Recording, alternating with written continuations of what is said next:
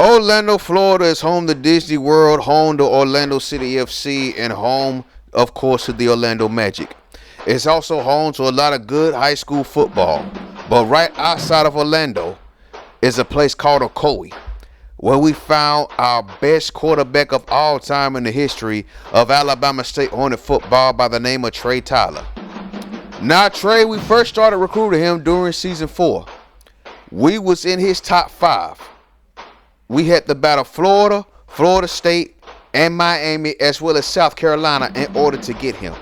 As the season progressed, he started getting more impressed with us. Now, him himself, he didn't have a lot of great numbers in high school. The 40 time wasn't good, a 4.88 40, but that arm talent was something special. We saw some potential. Of course, he has great field awareness, he has great football IQ. But the B+ arm strength and the B+ throw accuracy is what stood up the most to Joseph Cooley. Now, as we progress during season 4, we see that he broke down his final 5.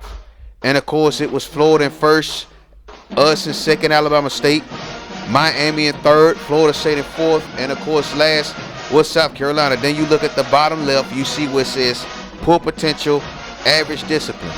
But throughout the 3 years that we had Trey Tyler, we caught no trouble from him. So we are very grateful for that. So as we continue on, Trey Tyler breaks down his final 5. And eventually, we move up on top of his list after we destroyed Bethune-Cookman. He was impressed with the pass game. He was very impressed with the run game. He felt that if he could get to Joseph Cooley, that he would have a successful college football career and maybe, just maybe, have a chance at the NFL, depending on what teams need a quarterback during his time when he gets ready to come out.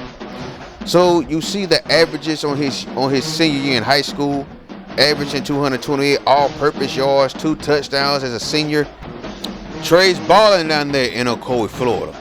But remember, he still has to make his official visits.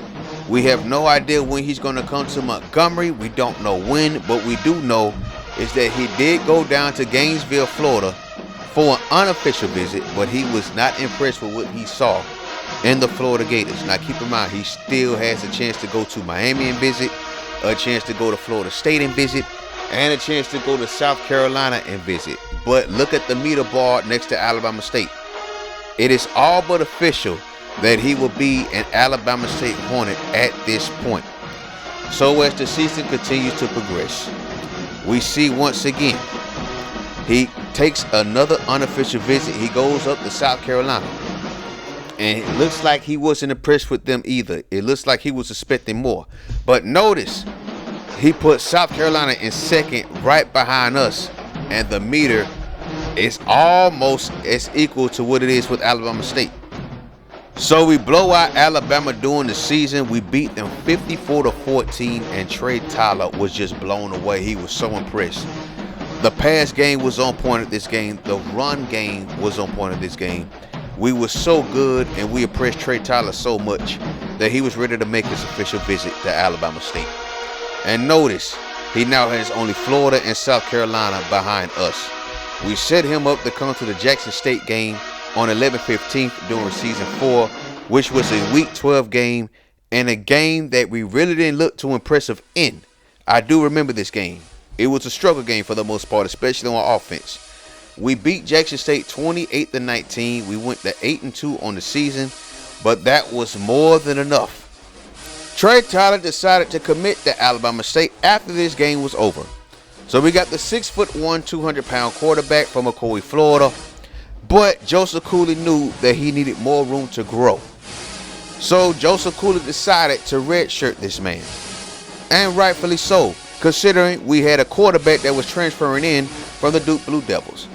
And that quarterback's name was Chase Herring. So Trey Tyler redshirted throughout the 2009 season, aka season 5. And he not only saw this team go undefeated, but he saw this team be led to a national championship, a team that featured a Biletnikoff Award winner in Tim Brown and the Heisman Trophy winner in Gene Speedy Singleton. This team was absolutely nuts, but Trey Tyler knew that he could contribute starting in the 2010 season, aka season 6. So here he is right here, his collegiate debut. He's named as the starting quarterback as a redshirt freshman, beating out Peter Burnett for that starting position. And man, what a season did he have in his redshirt freshman year. In his first year as a starter, he set records. A quarterback rating of over 200, which is a school record. 44 touchdown passes, which is a school record. And of course, 4,425 passing yards, which is also a school record. This man came out blazing. Now, Trey Tyler in his freshman year, this right here, the game against Oregon State, this was his coming out party. This was the game that made him known nationally throughout the country, a household name. People were saying that he could be the next big thing. And remember also with this team, we had 3 wide receivers that caught over 1,000 yards in season 6. Here's one of them right here. True sophomore at the time, Ryan Thompson, who eventually became a Heisman Trophy winner. And then the other cat was the Heisman Trophy winner for this team as well as the Biletnikoff Award winner. Don Robbie Smith had been one of the best seasons in the history of Alabama State football from any wide receiver. The man at the time, of course, had the school record for receiving yards in the season. But back to Trey Tyler. He was also named as a first-team All-SWAC player. There was nothing this man could not do. There was a pass he could not pinpoint. His accuracy was really that good, man. So it makes you wonder why he didn't get drafted. So let's look at the positives about Trey Tyler according to the NFL scouts. They say they love his pinpoint accuracy, and they're absolutely right. He can throw absolute dots whenever he wants to, absolute dime passes on ropes. The pocket present awareness, the ability to know where he's at in the pocket and to get that pass off in time. And of course, the high football IQ. Trey Tyler was able to break down coverages whenever he can, whenever he wanted. He was like a surgeon, as a matter of fact. And of course, he was a 2-time Heisman Trophy finalist. So again, how do you overlook this as an NFL scout? How did this man go undrafted? It makes absolutely no sense. But unfortunately, the heartbreak came at the final game of the season in the national championship, in which we saw the Alabama State Hornets, led by Trey Tyler at quarterback, get destroyed by the LSU Tigers. And on top of that, he had to watch Don Robbie Smith beat him out on winning the Heisman Trophy. And not only that, Don Robbie won that by a landslide. Look at the first place votes. 541 for Don Robbie Smith, only 127 for Trey Tyler. So then we go to his sophomore season, his redshirt sophomore season, to be more precise. And he puts on another stellar performance throughout the year. But this time it was different.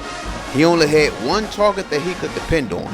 And luckily for him, it was the guy that not only won the Biletnikoff Award, but eventually the Heisman Trophy. He was named as a second-team All-American as a redshirt sophomore. But that wasn't all on him. His wide receivers did not help him out. They kept dropping passes. Wide receivers like Scott Jordan was just regressing, and he got worse as the season went on. But as a redshirt sophomore, he was still able to put up 3,866 passing yards, along with 37 touchdowns. Not exactly what he did throughout his redshirt freshman season, but pretty good numbers nevertheless. And then on top of that, he was a Heisman Trophy finalist once again. And then in his final game as an Alabama State Hornet, he put on a show. He passed for over 300 yards. He completed at least 60% of his passes, completed 24 passes, along with 2 touchdowns. We did not expect him to leave, though. He must have got some good advice from his agent, whatever. I don't know if his family forced him to leave, but he wanted to leave and go pro after this game, in which we won 49-21 over the South Carolina Gamecocks, who won the SEC. Look at this. Look at those numbers. 2 touchdowns, that one crazy INT with which the DB jumped to the heavens to pick that pass off. So then we import the class to Madden 06. And he is nowhere to be found.